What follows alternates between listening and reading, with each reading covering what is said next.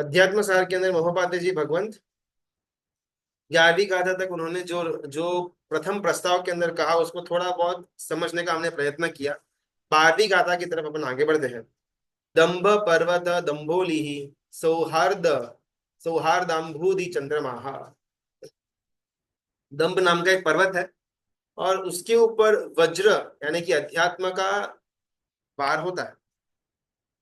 पुराणों के अंदर जैन पुराणों के अंदर इतर शास्त्र के अंदर एक घटना आती है, पुराण के अंदर की एक कथा आती है कि जिसके अंदर पर्वत सारे मिलकर के उनको पंख आ जाती है और वो उड़ना शुरू कर देते हैं। बड़ा लॉजिक नहीं है, लेकिन ऐसी कथा पुराणों के अंदर आती थी। सारे के सारे पर्वतों के पास पंख आ गए और वो पंखों के द्वारा उड़ उड़ करके यहाँ वहां भटकना शुरू कर देते हैं। और इस कारण से वहां पर रहे हुए मनुष्य को बहुत ज्यादा तकलीफ होती है।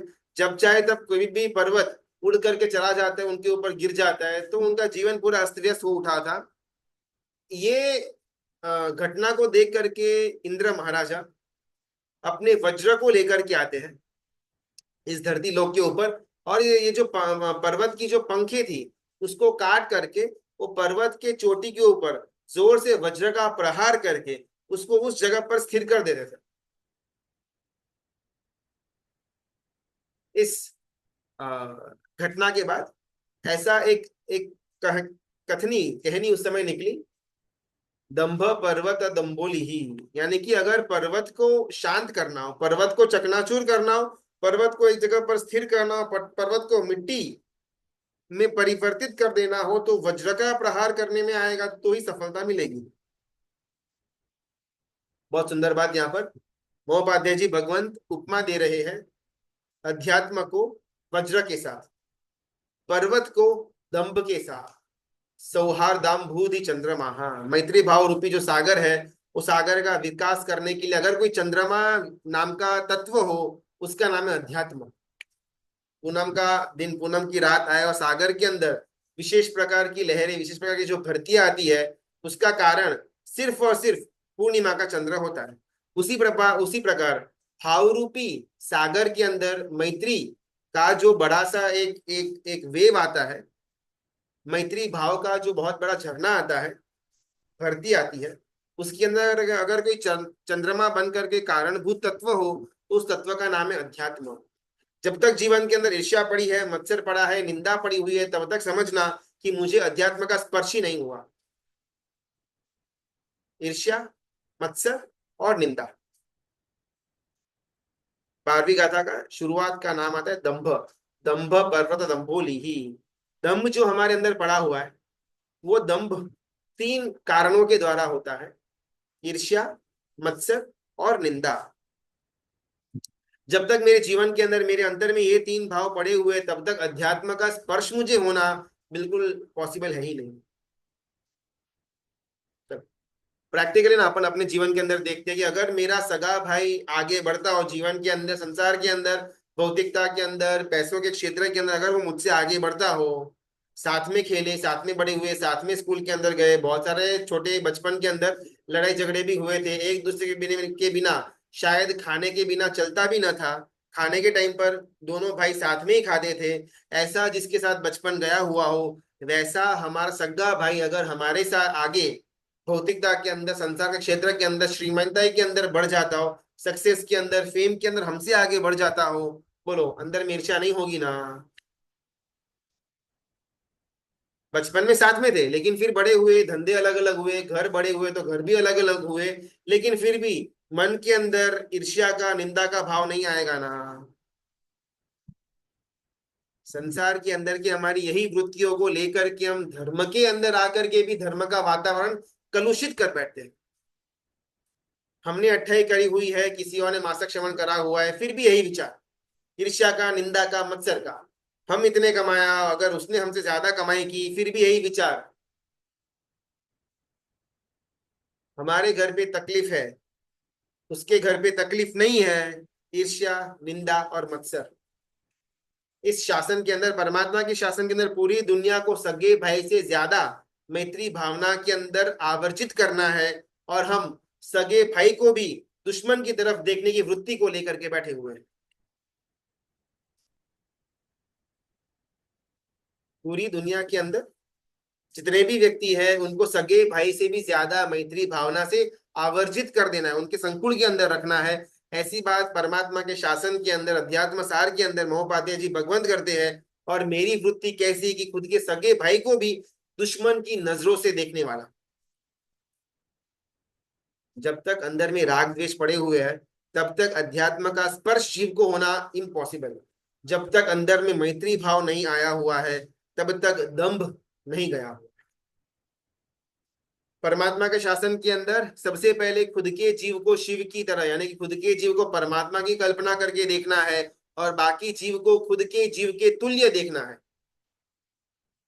मार्ग ये होगा, खुद के जीव को पहले परमात्मा तत्व की अनुभूति हो, मैं खुद अंदर में पड़ा हुआ एक परमात्मा तत्व हूँ, सामने आदिनाथ परमात्मा में विराजमान है, उनका जिस प्रकार का आत्मा तत्व है वैसा ही आत्मा तत्व मेरे पास, मेरे अंदर, मैं खुद वही हूँ। सबसे पहले जीव को वो प्रतीति आए, वो श्रद्धा आए, वो अनुभूति आए। और जैसे ये अनुभूति थोड़ी थोड़ी विकसित हो उठती है, जीव मात्र के अंदर खुद का प्रतिबिंब मैं देखना शुरू करूं। जीव मात्र बात ही आती है, खुद खुद के सगे भाई के अंदर मुझे मैत्री भाव जन्मता नहीं है, और मैं यहाँ पर जीव मात्र के अंदर शिव का दर्शन दर्शन करूंगा कैसे। सौहार्दाम्भूधि चंद्रमा, गुण रूपी जंगल को दावानल की तरह अगर किसी को, किसी के पास ताकत हो उसको चलाने की, तो उसका नाम है दंभ। संसार रूपी जंगल को, संसार रूपी भव भ्रमण को अगर किसी को जलाने की ताकत हो तो तत्व का नाम है अध्यात्म। अनादि काल के भव भ्रमण से हमने ना हमारे अंदर कुछ कुछ ग्रंथियों को, ग्रंथि यानी कि गांठ, नॉट, जब तक रस्सी स्ट्रेट हो, भले दो रस्सी हो चार रस्सी, जब तक वो स्ट्रेट हो ना, उसको निकालना बहुत इजी पड़ जाता है। लेकिन जैसे जैसे वो चार रस्सियां या छह रस्सियां एक दूसरे के साथ अलग अलग अलग अलग परमुटेशन कॉम्बिनेशन के अंदर गांठ या नॉट्स के स्वरूप में आ जाती है, उसके बाद वो रस्सियों को अलग करना, बाहर निकालना बहुत डिफिकल्ट। और अनादि काल में हमारे जीवन ने अलग अलग ग्रंथियों को, अलग अलग रिश्तों के अंदर की ग्रंथियों को बांधने का काम किया हुआ। राग और द्वेष की गांठ, ये मुझे भाता है, ये मुझे नहीं भाता है, ये इंसान चलेगा, ये इंसान नहीं चलेगा, इसके साथ रहूंगा तो मुझे खुशी मिलेगी, इसके साथ रहूंगा तो दुख ही दुख मैं भुगतूंगा। हमारे जीव ने किसी भी वस्तु, किसी भी व्यक्ति को राग द्वेष से रहित देखा ही नहीं है। एक बार प्रामाणिकता से अपने अपने जीवन के अंदर अपने आप को पूछकर देखने जैसा है कि कौन सा एक ऐसा संबंध है मेरे जीवन के अंदर कि जहां पर राग और द्वेष को स्थान ही नहीं। ऐसा मुश्किल से शायद एक भी रिश्ता न हो हमारे जीवन के अंदर कि जहां पर हमको राग या द्वेष न होता। बहुत साधारण से हमारे सबसे पहले दिमाग के अंदर नाम आएगा मैं सदगुरु भगवान का, फिर जो गुरु भगवान को हम समर्पित है वो कि भाई हमारा उनके साथ का जो रिश्ता है वो राग और द्वेष से पर है, राग और द्वेष से रहितता वाला है। लेकिन जब वही गुरु भगवान हमको थोड़ा बहुत भी डांटना शुरू करे, चिल्लाना शुरू करे, चोयना पड़ी चोयना तक लेकर के जाए, हम हमको उनकी आज्ञा से बांधने का प्रयत्न करे, हम जाए तो शायद वात्सल्य पूर्वक हमारी तरफ बात ना करे, देखे नहीं, अब वो गुरु के लिए मेरे मन में रहा हुआ आदर भाव कम होता रहेगा। बिकॉज मुझे वो गुरु तत्व के लिए प्रेम नहीं था, मुझे गुरु के लिए या फिर खुद के कषायों के लिए राग की वृत्तियां थी। जब ये फुलफिल न हुआ, मेरे मन के अंदर द्वेष प्रकटा। पूरे संसार के अंदर या बहुतांश हमारे धार्मिक क्षेत्र के अंदर भी ऐसा एक भी रिश्ता मेरा नहीं होगा कि जिसके अंदर मुझे राग या द्वेष न आया हुआ। और यहाँ पर महोपाध्याय जी भगवंत बोलते हैं कि राग और द्वेष से की मंदता को लाए बिना जीव अध्यात्म के अंदर प्रवेश नहीं कर सकता। या तो अध्यात्म रह सकता है या दंभ रह सकता है, या तो मोक्ष मार्ग रहेगा या संसार मार्ग रहेगा, दोनों साथ में तो नहीं रह पाएंगे। सौहार्द दाम्भूधि चंद्रमा, समंदर के पानी को जिस प्रकार पूनम का चंद्रमा एक प्रकार का बल, एक प्रकार की शक्ति, एक प्रकार की भर्ती देता है, उसी प्रकार सौहार्द यानी कि हर एक जीव के साथ मैत्री भाव, वो भाव हमारे जीव के अंदर, हमारे भावों के अंदर रहा हुआ अध्यात्म के भाव को ऊर्ध्वीकरण देता है। जीव मात्र के लिए मैत्री भाव, हम शायद बॉम्बे में रहेंगे, अहमदाबाद में रहेंगे, चेन्नई में रहेंगे, बैंगलोर में रहेंगे, लेकिन अध्यात्म सार के अंदर महोपाध्याय जी भगवंत कहते हैं हम चाहे किसी भी जगह पर बैठे हुए हो, रहे हुए हो, वहां से सीधा मोक्ष का रास्ता अगर कोई तत्व हमको प्राप्त करवा सकता है, उसका नाम है अध्यात्म।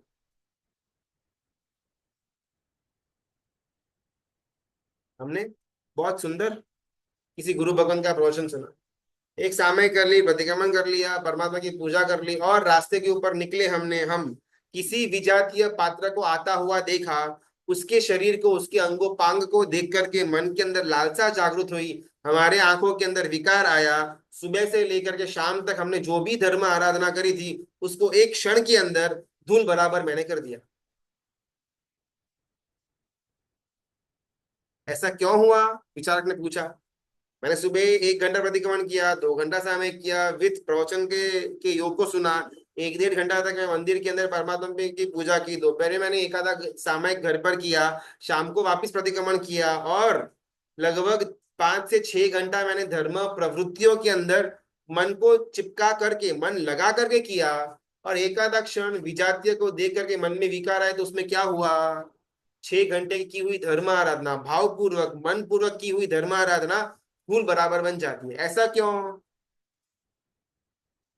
बहुत बार हमको ये फरियाद, हमको ये कंप्लेन होगी कि यार बहुत कुछ करते हैं धर्म के अंदर, फिर भी वो एक बल नहीं आता, फिर भी वो एक सत्व, वो एक श्रद्धा, वो एक एकाग्रता, वो एक चित्त के अंदर अंदर एक समता भाव नहीं आता, और वापिस हम जहां थे वैसे के वैसे आकर के बैठ जाते हैं।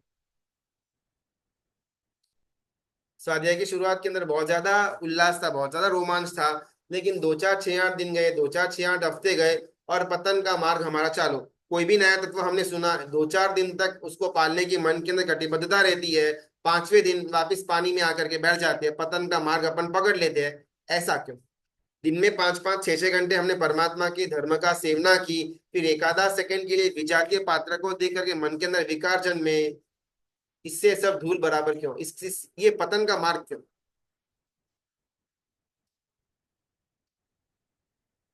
और यहाँ पर महोपाध्याय जी भगवंत कहते हैं सिर्फ और सिर्फ बाहरी धर्म क्रियाओं से मेरी शुद्धि हो गई, इस भ्रमणा के अंदर मत रहना। गुजराती के अंदर बहुत एक अच्छी कहावत है, आंधળી दળે છે અને કૂતરી ચાટે છે। अंधी औरत वो चक्की को पीस रही है, हाथ हाथ चक्की को, अंधी है, मालूम नहीं पड़ रहा है, लेकिन इतना तो एक्सपीरियंस है कि ऐसे यहाँ से मुट्ठी से में के गेहूं लिए, और वो छोटे से एक होल के अंदर डाले, और ये हाथ से घुमा रही है, अपने आप आटा बाहर नीचे गिर रहा है, उसको इकट्ठा करके घर चली जाएगी। ऐसी वो अंधी व्यक्ति पीस रही है चावल को, गेहूं को, और वहां पर एक कुत्तिया एक एक एक कुत्ती है जो वहां पर जैसे जैसे वो आटा बाहर पीस करके आ रहा है, उसको चाट रही है। अभी अंधी व्यक्ति जो पीसे, उसको मालूम नहीं है कि वहां पर एक कुत्ता, एक कुतिया कोई वहां पर बैठे के खड़ी होकर के उसके उसके आटे को चाट रही है। इसको तो ऐसा लगा 15 मिनट आधे घंटे से मैं आटा पीस रही हूँ, तो अब तो पर्याप्त मात्रा के अंदर आटा बाहर निकल गया हुआ होगा। पीसना बंद करके जब आटा इकट्ठा कर दिया, हाथ में कुछ नहीं आया। आंधળી દળે છે અને કૂતરી ચાટે છે। हमारी धर्म आराधना इसी लेवल की होती है। 4 कदम आगे, 6 कदम पीछे, 10 कदम आगे, 15 कदम पीछे। जिस वेग से, जिस भक्ति से, जिस अहोभाव से, जिस उल्लास पूर्वक, जिस रोमांच से मैंने उद्धान तब किया हुआ था, आज उसका शायद साल भर हुआ, 5 साल हुए, 10 साल हुए, मैं वहां का वहां वापिस आकर के गिर गया। जिस उल्लास से मैं अलग अलग व्रतों को धारण करने के लिए आगे बढ़ा हुआ था, आज की तारीख के अंदर वो उल्लास कब का गायब हो चुका है। अंधी पीस रही है, पीस रही है, पीस रही है, और कोई कुत्ता उसको चाट करके चला जा रहा है, और ये अंधी औरत को मालूम नहीं पड़ रहा कि उसके द्वारा पीसा गया, पुरुषार्थ करने में आया हुआ है, उसका फल, उसका आटा कुछ मिलने वाला है ही नहीं। और महोपाध्याय जी भगवान कहते हैं कि इस स्थिति में से अगर बाहर आना हो, ये अंधी जो पीस रही है, और कुत्ता जो वहां पर आटे को चाट रहा है, और ये अंधी औरत को, व्यक्ति को कुछ भी नहीं मिल रहा, इस अवस्था से अगर आपको जीव को बाहर आना हो तो शक्य है। पाप चौरः पलायते। धर्म के मार्ग पर जीव आगे बढ़ रहा है, पाप नाम का चोर आता है जो उसके उसके धर्म के फल को खा जाता है। अगर उसको बाहर निकालना हो तो अध्यात्म नाम का तत्व जीव को लेकर के आना ही पड़ेगा। दुनिया का एक भी पाप अध्यात्म की हाजिरी के अंदर हो नहीं सकता। जिस क्षण जिस समय अध्यात्म ने विदाई ले लिया, उस क्षण पाप के प्रवेश हुआ। अंदर में अध्यात्म पड़ा हुआ हो और पाप का प्रवेश हो, पॉसिबल है ही नहीं। इसको हम जिसको हम अध्यात्म कहते हैं, सामान्य भाषा के अंदर उसका अर्थ होता है सभानता, कॉन्शियसनेस। सभानता यानी कि अध्यात्म। एक एक एंगल से पाप के जो 18 प्रकार हैं, उन 18 पाप पाप के प्रकारों में से बना 18 पापस्थानक। एक एक पापस्थानक के अंदर असंख्य असंख्य और अलग अलग भेद और अलग अलग प्रकार। कुल मिलाकर के भले 18 पापस्थानक हो, लेकिन असंख्य असंख्य असंख्य असंख्य हजार बार असंख्य बोले, उतने अलग अलग प्रकार ये पाप के स्थानक है। उपमा की दृष्टि से देखे तो 18 पापस्थानक है, सूक्ष्म दृष्टि से देखे तो असंख्य चोर पड़े हुए हैं। और अगर एकमात्र अध्यात्म नाम का सैनिक हमारे साथ हो, ये असंख्य चोर का कोई ताकत नहीं कि हमारे गुणों की चोरी वो करे। अथवा धर्म से सुस्त स्यात् पाप चौर पलायते। एक बार मुझे अध्यात्म मिल गया, एक बार मुझे अध्यात्म का पाचन हुआ, एक बार मैंने अध्यात्म को समझ लिया, पूरा का पूरा धर्म का मार्ग हो, पूरा का पूरा मोक्ष मार्ग हो, मेरे सामने ओपन हो जाता है। अषाढ़ाभूति गिरे, रहनेमी नीचे गिरे, कंड्रिक मुनि नीचे गिरे। और इस सब के अंदर कारण क्या था? अध्यात्म। बहुत बार प्रश्न हो कि इतने बड़े बड़े दिग्गज लेवल के जो महापुरुष है, अगर वो भी सामान्यतः से गिर सकते हैं अपने 18 पापस्थानकों के अंदर, तो मुझ जैसे मायकांगले जीव का तो कोई स्कोप ही नहीं बनता है इसके अंदर स्थिर रहने का। रहने में तीर्थंकर परमात्मा नेमिनाथ के भाई, वो भी ये पाप स्थानक के अंदर गिर सकते हो, जिनके भाई खुद तीर्थंकर हो, जिन्होंने उनके साथ उनकी उनकी निश्रा के अंदर दीक्षा ली हुई हो। अभी उनके अंदर तो क्या ज्ञान का लेवल होगा, क्या परिणति, क्या शुभता अपन इमेजिन न कर पाए। अगर वो व्यक्ति भी 18 पापस्थानों के अंदर गिर सकता है, तो मुझ जैसे गए गुजरे जीव का तो स्कोप ही नहीं बनता है ना। तो फिर भाई इसमें तो मैं कैसे आगे बढ़, बहुत डिफिकल्ट है, मुझसे ना हो पाएगा। और यहाँ पर मोहब्बत जी भगवंत बोलते हैं, करेंगे शायद पीछे आना पड़ेगा, पॉसिबल है, लेकिन नहीं करेंगे उसमें जोखिम ज्यादा है।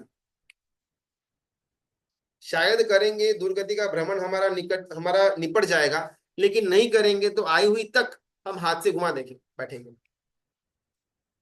इतना धर्म के अंदर ना बहुत एक सुंदर घटना आती है। गुरु पाठ दे रहे हैं, शिष्य सारे के सारे पढ़ रहे हैं। सबसे विद्वान जो शिष्य था, उसका कुछ नाम आता है, नाम एग्जैक्टली आते हैं। वो शास्त्रार्थ करते करते करते करते ऐसा एक श्लोक आया उनके इतर धर्मों के अंदर, मात्रा स्वसा दुहित्रा वा न विविक्ता सनो भवेत। यानी कि माता हो, बहन हो, या कोई भी विजातीय पात्र हो, उसके साथ एकांत के अंदर बैठना नहीं। सन्यासी को उनकी बात हो रही है। बलवान इंद्रिया ग्रामो विद्वान सपी कर्षति ही। यानी कि इंद्रियों का जो समूह है वो बहुत ज्यादा बलवान है, उसका अगर जोर पकड़ेगा तो बहुत ज्यादा सिर घुमाएगा। और सामने चाहे माता हो, चाहे बहन हो, चाहे कोई विजातीय पात्र हो, उसके अंदर संयम रखना जीव के लिए दुष्कर हो जाएगा। इस कारण से एकांत के अंदर सन्यासी जीव को किसी भी विजातीय पात्र, चाहे माता हो, बहन हो, कोई भी हो, उनके साथ एकांत में बैठना नहीं। ऐसा वो गुरु भगवान जब उनके शिष्य को स्वाध्याय करवा रहे थे, उस समय यह श्लोक आया, जनन्यापि परस्त्रिया न रहस्ति क्षेत्र। परस्त्री चाहे मेरी माता हो, चाहे मेरी बहन हो, लेकिन एकांत के अंदर उनके साथ बैठना वो बिल्कुल भी अलाउड नहीं है। वहां पर एक एक उनके शिष्य थे, वो गुरु भगवान के, जो ये गाथा ग्रहण कर रहे थे। ऋषि थे वो, प्रॉपर उनका अध्ययन हुआ था, अच्छा खासा उनका वो सन्यासी का पर्याय भी निकल चुका हुआ था। वो ऋषि ने इसके अंदर ऑब्जेक्शन लिया कि परस्त्री हो, पुत्री हो या बहन हो, उसके साथ एकांत में बैठने के अंदर कोई भी प्रॉब्लम नहीं होता है, जब तक मेरे अंदर कंट्रोल पड़ा हुआ है। सामने चाहे मेनका भी आ जाए, मुझे मालूम है कि वो मुझे चलित नहीं कर सकती। अगर मेरे अंदर का कंट्रोल निकल गया, फिर सामने चाहे कोई भी वृद्ध स्त्री भी क्यों ना आए, मैं अपने आप को नहीं रोक पाऊंगा। तो सामने वाला तत्व क्या है, कैसा है, वो ज्यादा आधार, वो ज्यादा महत्व का नहीं है। आप बैठो, एकांत में बैठने आता बैठो, उसमें क्या प्रॉब्लम है? कंट्रोल आपके पास होना चाहिए। ऐसा वो ऋषि ने, वो शिष्य ने अपने गुरु भगवान से तर्क किया।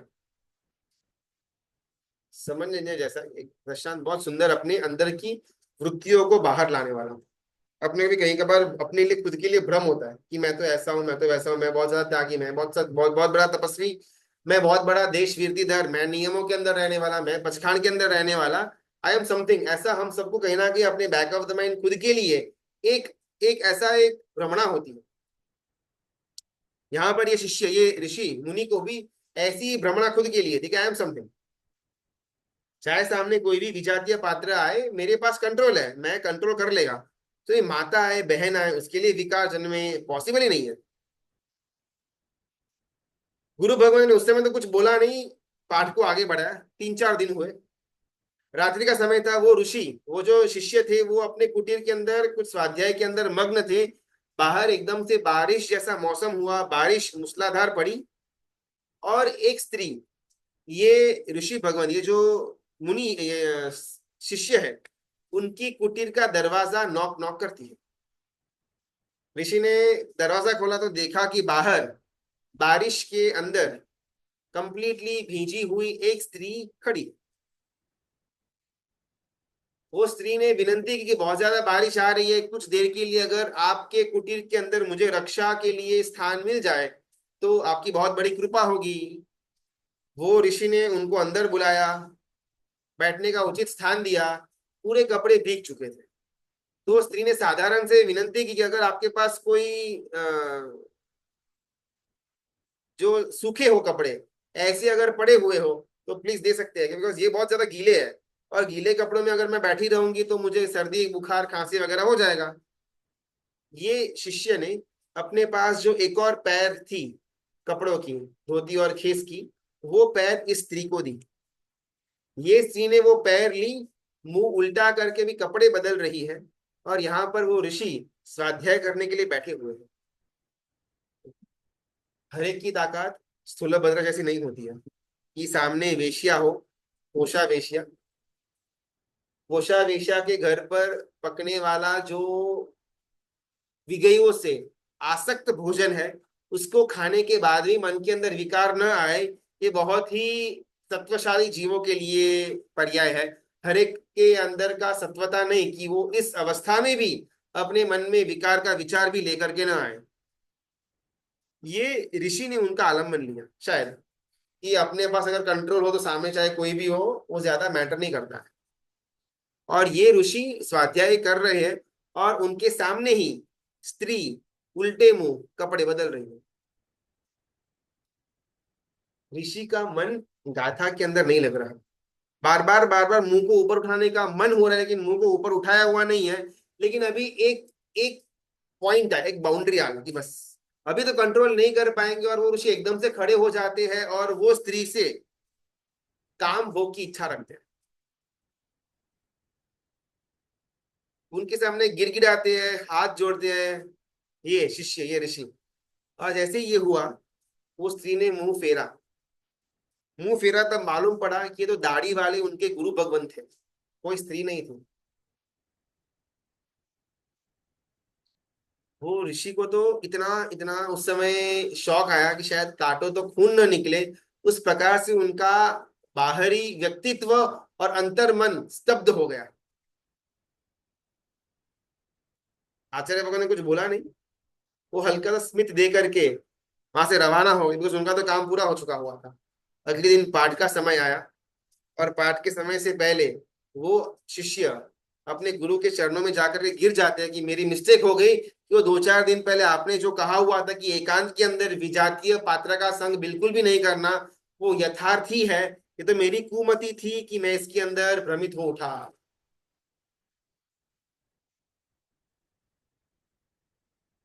जब तक जीव के पास अध्यात्म है तब तक जीव बचा हुआ है।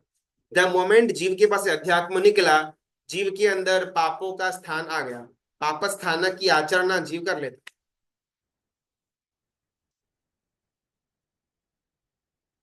बहुत सारे प्रवचन सुन करके, बहुत सारी धर्म क्रिया करने के बाद, बहुत सारे सालों से परमात्मा की पूजा करने के बाद कहीं ना कहीं अपने को भी मन के अंदर भ्रम होता है कि हम धर्मी व्यक्ति है, हम सज्जन पुरुष है।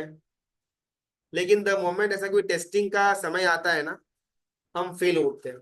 और बहुत सारे टाइम हम हमारे जीवन के अंदर फेल हुए हैं। एकांत के अंदर न करने जैसी क्रिया बहुत सारी हमने करी हुई है। एकांत के अंदर न खाने जैसी चीजें बहुत सारी हमने खाई हुई है। एकांत के अंदर न पीने जैसी चीजें बहुत सारी हमने पी हुई है। मुझे कौन देखने वाला है, मुझे कौन पकड़ने वाला है, मुझे कौन सुनाने वाला है। एकांत है, सब कुछ चल जाता है। और यहाँ पर वो जो आचार्य भगवंत है उन्होंने इसी पॉइंट को पकड़ा कि एकांत के अंदर माता अगर हो तो भी उनके साथ नहीं बैठना, सन्यासी के लेवल की बात हो रही है।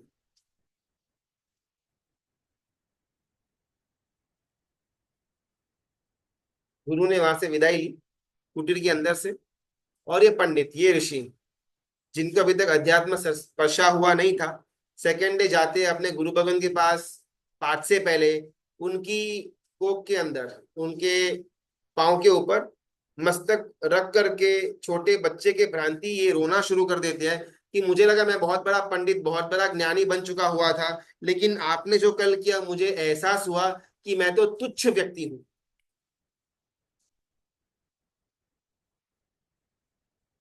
यदि नाध्यात्म शास्त्रार्थ बोधयोध कृपा भवेत। शास्त्रों के अंदर अगर कोई बॉडीगार्ड हो, अगर कोई अंगरक्षक हो, तो उसका नाम है अध्यात्म। कोषावेशा के गृह के अंदर स्थूलभद्र स्वामी महाराजा 4 महीने चातुर्मास के लिए रुके हुए थे। चित्रशाला थी, अलग अलग रंग रागियों से वो भरा हुआ था। अलग अलग भांति के लोग वहां पर आते थे, अलग अलग चेष्टाएं भी वहां पर होती थी। लेकिन फिर भी मन में एक भी विकार इनको जन्मा नहीं था। ऐसे देखने जाए तो स्थूलभद्र स्वामी अकेले थे, लेकिन निश्चय नय के एंगल से देखने में जाए तो उनके साथ अंगरक्षक खड़ा था। अंगरक्षक का नाम था अध्यात्म की परिणति। इसका मतलब ये नहीं कि जीव सामने चल करके परेशानियों को अपने ऊपर ले ले, पांव के ऊपर कुल्हाड़ी मार ले। लेकिन जब जब घटना स्वयंभू रूप से प्रकट होती हो, विपत्ति की घटना, उस समय जीव को अध्यात्म के अंदर जाना सबसे बड़ा फायदा कारक बन जाता। परमात्मा ने अपने को एक व्यवस्था दी हुई है। अध्यात्म सार के अंदर महोपाध्याय जी भगवान समझाते हैं कि एवरी टाइम चिंगारी से दूर रहते हैं, दूर रहना। बिल्कुल भी चिंगारी आप तक न पहुंचे उसका आप ख्याल रखना। और सेकंड साइड, अंदर में पड़ा हुआ पेट्रोल धीमे धीमे करके बाहर निकाल दे जाना। दो गोल्डन रूल। अध्यात्म के द्वारा बाहर की चिंगारियों से कंप्लीटली अपने आप को सेफगार्ड कर देना। ज्ञान के द्वारा अंदर पड़ा हुआ पेट्रोल धीमे धीमे धीमे करके बाहर डालते जाना। एक समय आएगा अंदर में पड़ा हुआ पेट्रोल खाली हो जाएगा, फिर चाहे चिंगारी आए या कोई भी अग्नि आए, मुझे जला नहीं सकती।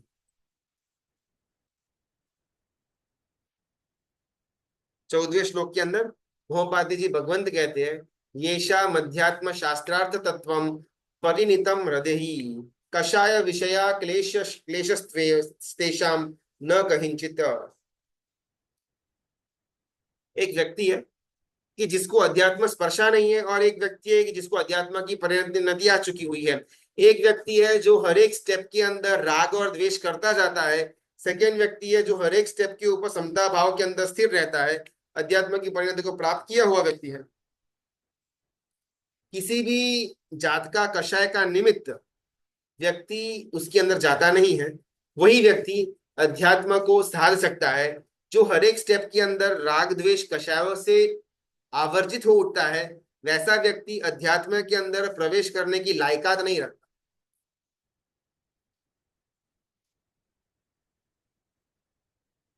उम्र की अपेक्षा से एक 4-5 साल का बच्चा गया हुआ है अपने माता पिता के साथ शॉपिंग करने के लिए। कोई एक दुकान के अंदर उसने स्लाइम बॉल देखा। आजकल जो बच्चों को बहुत ज्यादा पसंद है स्लाइम बॉल। स्लाइम बॉल देखा, वो बच्चे ने बहुत ज्यादा जिद की स्लाइम बॉल लेने की, माता पिता ने उसको बोला घर पर ऑलरेडी बहुत सारे पड़े हुए हैं, और वो बच्चा रास्ते के ओर बैठ गया, चिल्ला रहा है मुझे चाहिए ही चाहिए, मैं घर पर नहीं आऊंगा, रो रहा है, सीन क्रिएट कर रहा है। लेकिन फिर भी माता पिता को उसको सुधारना था, माता पिता ने उसको स्लाइम बॉल नहीं दिया, उसको खींच करके गोदी में उठा करके घर लेकर के गए।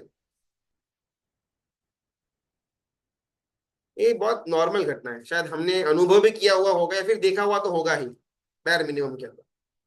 अभी कोई 25-30 साल का व्यक्ति है, वो खुद का जन्मदिन मना रहा है, उस घर का हर एक व्यक्ति वहां पर मौजूद है, कोई ना कोई गिफ्ट लेकर के वो व्यक्ति के लिए आ रहा है। एक जने ने बहुत सुंदर बड़े पैकेज गिफ्ट का लेकर के आया हुआ था।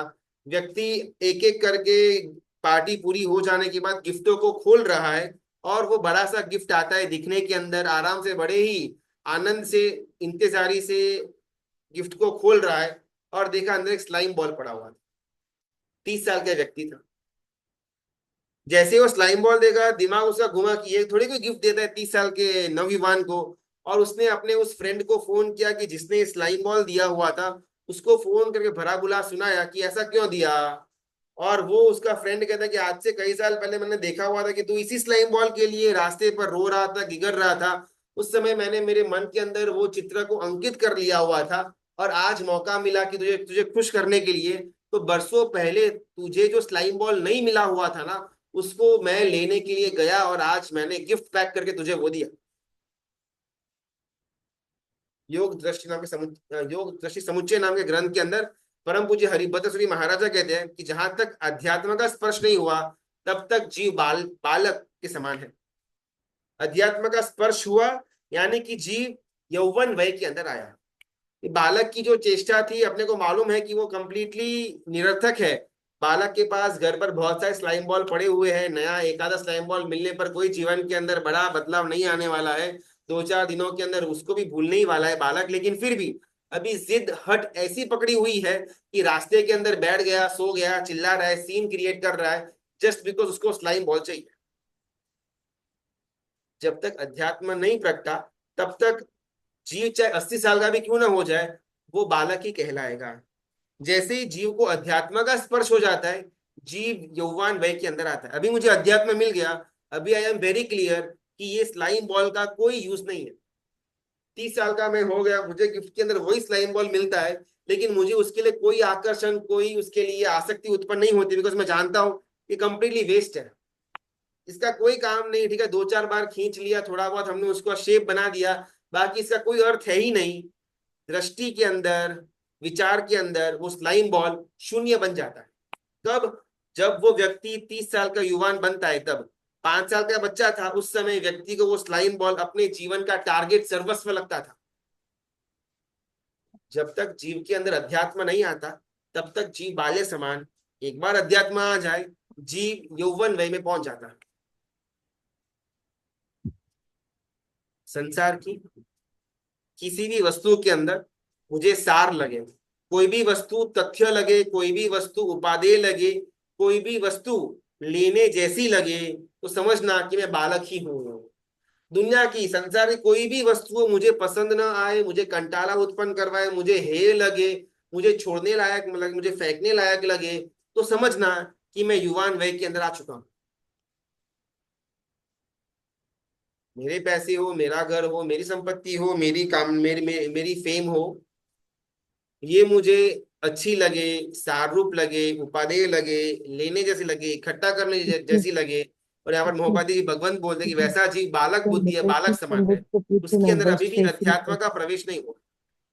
द मोमेंट मुझे ये सारी के संसार की चीजें असार लगे, हेय लगे, छोड़ने लायक लगे, तो उपादेय, तो मुझे जीव को संसार के अंदर रहते हुए भी अध्यात्म की स्पर्शना हुई। पूरी की पूरी दुनिया जिसके लिए शून्य बन जाए, उसका नाम अध्यात्म। पूरी की पूरी दुनिया जीव के लिए लक्ष्य बन जाए, समझना कि अपन बालक है।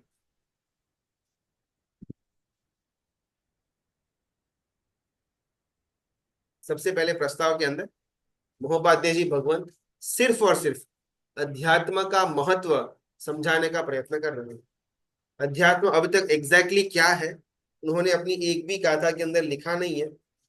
अंदर के अध्यात्म को लेकर के एक बार हमारे अंदर एक पसंदगी का भाव, प्राप्त करने जैसा है ऐसी बुद्धि, हमारे विचारों के अंदर का एक लक्ष्य, जीवन का एक पड़ाव हमको लगे अध्यात्म, उसके बाद उसके बारे में विवेचन, उसके बारे में डेफिनेशन, उसको प्राप्त करने के अलग अलग रास्ते तरीके, उसके अंदर महोपाध्याय जी भगवान बढ़ेंगे।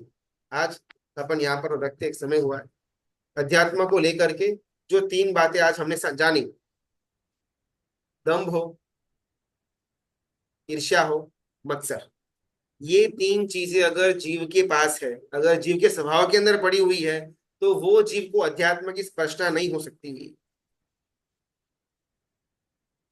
कोई भी स्वाध्याय या फिर कोई भी प्रवचन हो, कोई भी शुभ बात हो, उसकी सार्थकता तभी होगी, तभी आएगी जब जीव वो स्वाध्याय के माध्यम से, वो शुभ बातों के श्रवण के माध्यम से अपने जीवन के अंदर कुछ छोटा मोटा परिवर्तन लाए, अपने विचारों के अंदर छोटा मोटा परिवर्तन लाए, तो ही सुनी गई बातें या शुभ बातों का कोई ना कोई असर होगा। मैं मेरा जीवन वैसे ही जीऊं, मैंने एक बात जानी, मैंने ये प्रवचन जाना, मैंने ये स्वाध्याय जाना, उसके पहले मैं जिस प्रकार से जी रहा था वैसा ही मेरा जीवन आगे बढ़े, तो ये शुभता वाला योग, ये परमात्मा की वाणी का श्रवण, इसका कोई अर्थ नहीं कहा जाएगा। तीन चीज इसमें, शारीरिक बाहर से व्यवहार से कोई चेंजेस नहीं लाने के है, बस आंतरिक मन के अंदर मुझे पुरुषार्थ करके ये तीन दोषों को बाहर निकालना है, दम, ईर्ष्या, मत्सर। मैं एक दिन के लिए, ज्यादा लंबा टारगेट नहीं रखते हैं, एक दिन के लिए, कल का एक दिन के लिए मैं मेरे जीवन के अंदर का कोई भी घटना हो, हर एक घटना के अंदर मैं सिर्फ यही चेक करूंगा कि ये तीन चीजें मुझ में दूर हुई है या नहीं हुई है। द मोमेंट मुझे ईर्ष्या चालू हो जाए, किसी का मैं फेसबुक का पोस्ट देखूं, किसी का मैं इंस्टाग्राम की स्टोरी देखूं, और मुझे उसके टूर को देख करके, उसके गाड़ी को देख करके, उसके वैभव को देख करके मन के अंदर ईर्ष्या होती हो, तुरंत उस समय वो योग से बाहर आ जाना। मुझे व्हाट्सएप के अंदर, मुझे फोन के अंदर किसी की पंचायती, किसी की निंदा करने का मन होता हो, तुरंत ऑन द स्पॉट उस योग से बाहर आ जाना। ऑन द स्पॉट वो phone cut, on the spot वो चैट बंद, ऑन द स्पॉट इंस्टाग्राम बंद, ऑन द स्पॉट फेसबुक बंद।